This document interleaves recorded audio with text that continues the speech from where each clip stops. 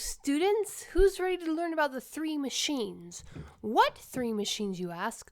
Why, the only three machines that there are. In this entire big old world of ours, there are only three machines. The wheel and axle. So you have either the wheel or the wheel and axle, depending on what you want to call it. You have the lever, and you have the inclined plane.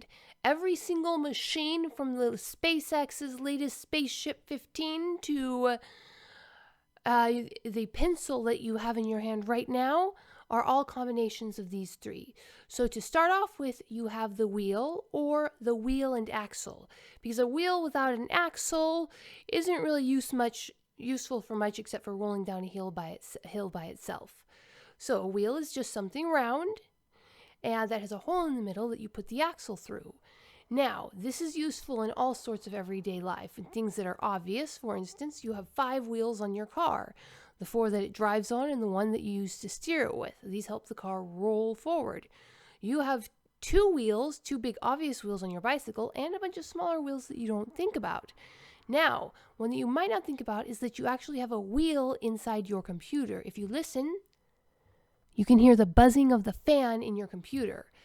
That is the fan spinning around, moving the air to cool. And at the center of that fan is the wheel and axle that it spins on. Now, the next machine is the lever. Now, a lever consists of a fulcrum and the 2 arms. The most common example of this is a teeter-totter. You've all gone out in the playground, and one friend sits on the one side, and you go up and down and up and down. And even a fairly small, weak person can lift a very large friend if they arrange themselves on the teeter-totter correctly. Now, levers are very common. The first big obvious one is the hammer. Then you have a really one that's obviously a lever, the wrench, but there are also levers in your computer.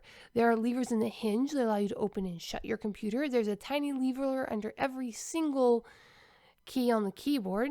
Yes, and levers power the electricity of the the circuits in your computer work on levers, because a simple circuit, now this was especially true of older computers, now they use power differences, but a simple circuit is 2 wires going from a power source to a power user, like a light bulb.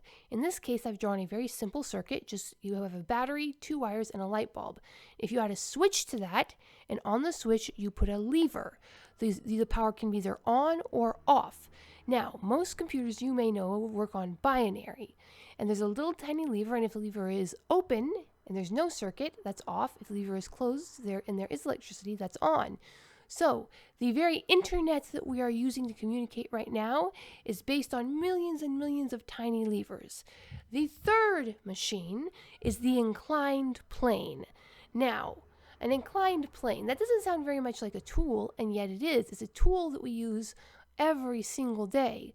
In some cases, it's really obvious. We use the inclined plane to get things up higher. Say you have a big old truck and your uncle's told you to roll a big old barrel of his widgets up onto the back of the truck, or to get it up there somehow.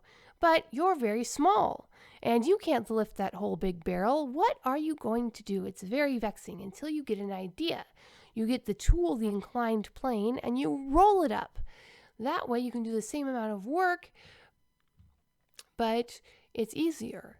The other most common use of the inclined plane is a road.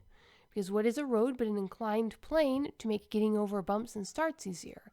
Another use of an inclined plane is the screw that you use when you're putting things together. Because the screw works by wedging an inclined plane down into the wood using a lever. So those are the 3 machines, and every other machine in the world is made up of some combination of them.